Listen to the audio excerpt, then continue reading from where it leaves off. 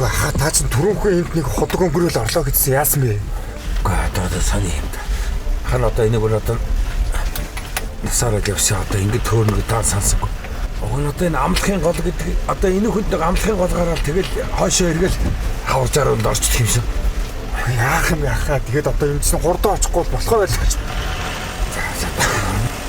Одоо гараах. Хүн.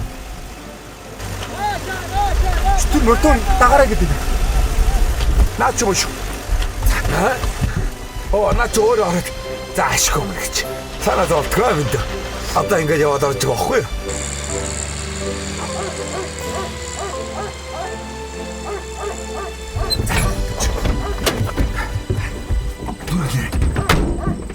Хурлаараа хаа.